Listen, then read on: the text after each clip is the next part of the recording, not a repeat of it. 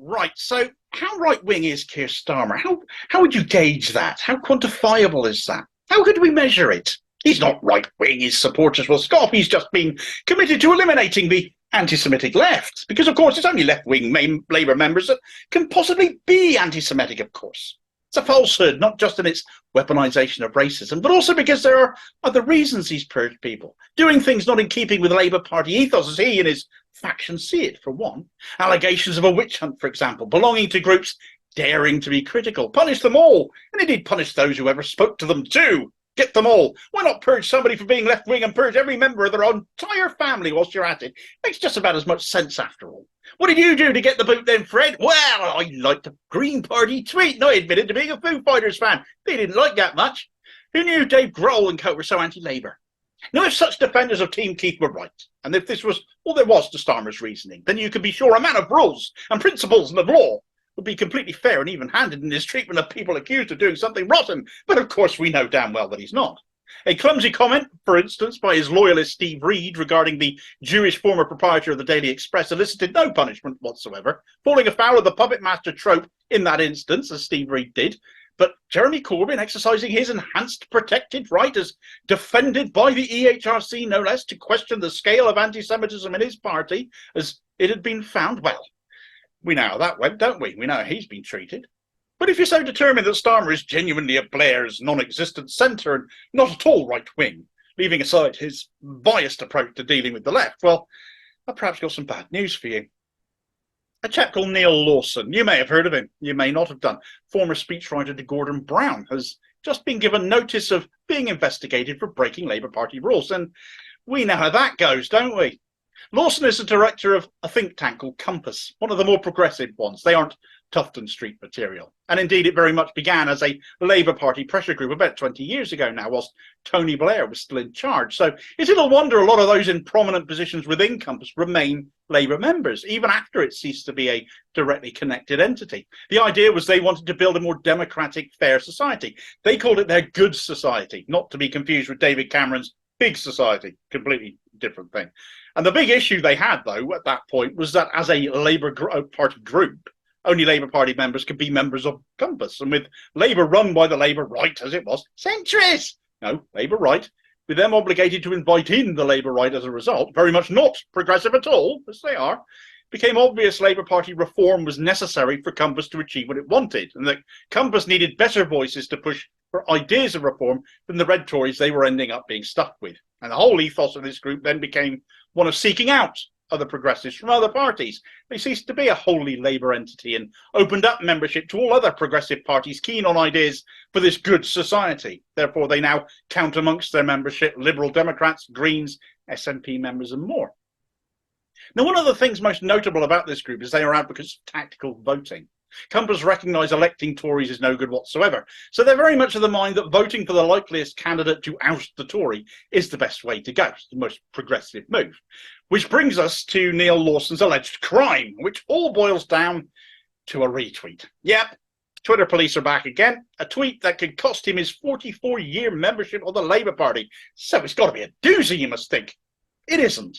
It's from 2021 as well, and all it was a quote tweet of a Lib Dem MP talking about cooperating with the Green Party as being about grown-up politics. That's all it was. A retweet, his great crime. The Labour Governance and Legal Unit had to have been trawling his social media to find something on him to go back that far, and surely that must mean he was being targeted then. Well, it might not be Labour's GLU.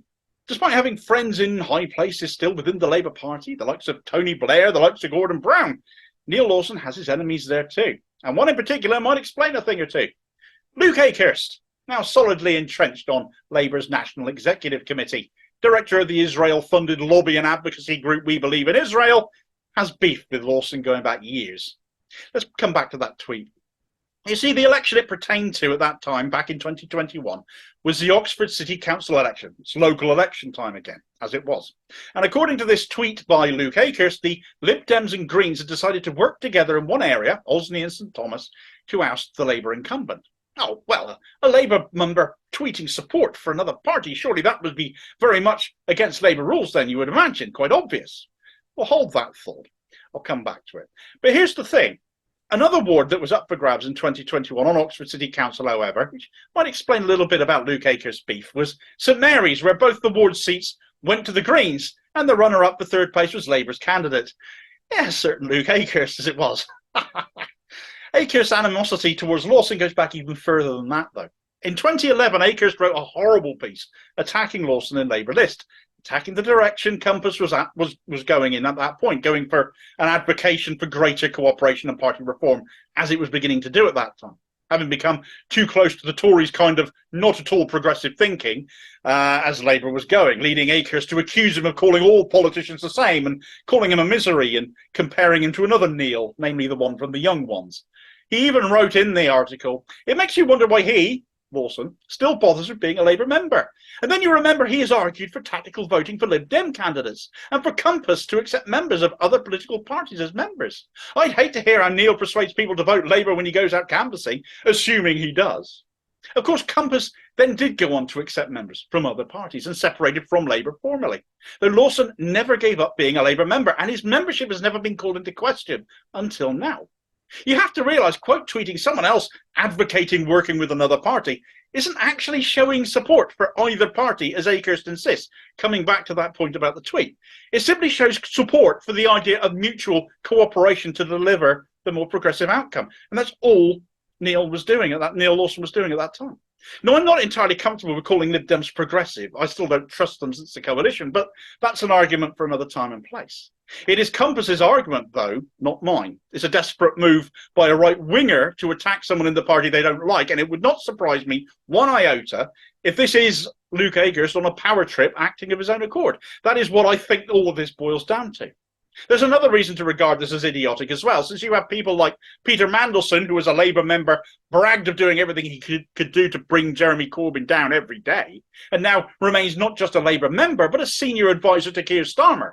And of course, Tony Blair himself also advocated for tactical voting, just as Compass supports the idea of.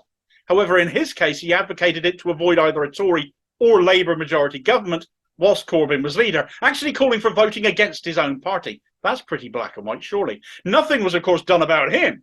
But if Akers or whoever is so desperate to do away with people advocating support for other parties or accusations thereof, the example of Blair is a far more cut and dry case. It's much more blatant. If Lawson has to go, then so does Blair, surely. Ultimately, this is why I don't think Lawson will be expelled. I think his case will be fast-tracked and dropped.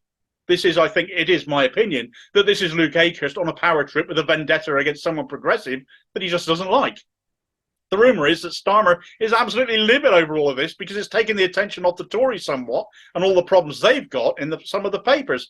Not to mention the fact it puts Starmer in a very awkward position, because if Lawson were to go, the calls for Blair to go as well would get a lot louder, and it would be very hard to see how Starmer could ignore them without the usual amount of rancid hypocrisy.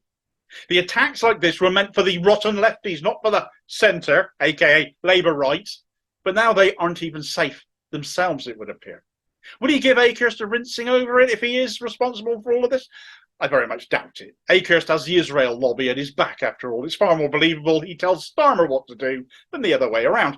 But damage limitation will be needed, and the sight of centrists like Lawson, he's not a lefty, he's more akin to a liberal, as I said, former speechwriter for Gordon Brown. He even worked for Peter Mandelson during the 1997 general election campaign. That's where he fits into the Labour Party. But what will have maybe put this in further doubt is that Lawson recently organised an event where Martin Ford, the author of the Ford Report, which Starmer continues to ignore, was invited.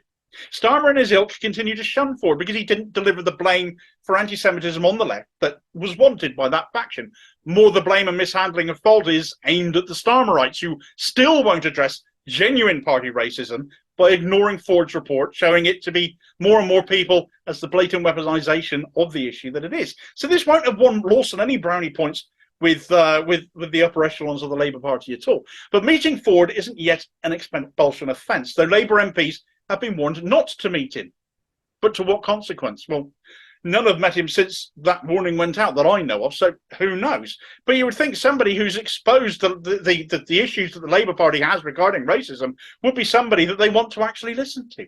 Does not appear to be the case.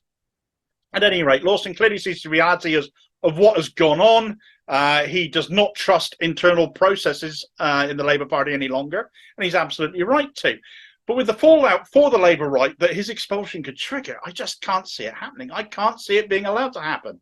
And after you've liked, shared, and subscribed to the channel, I hope you've appreciated the video here and would like to catch a little bit more. And if you're not entirely convinced of that yet, well, there's plenty more to watch if you stick around, so give it a chance. Here's a video recommendation for you where another that flounced out of the Labour Party literally set up another party to stand against them. Surely the most grievous of crimes has been welcomed back by the party with open arms by Starmer and co, by Team Keith. Again, showing the difficult position Starmer's faction have put themselves in, and I'll catch you on the next video. Cheers, folks.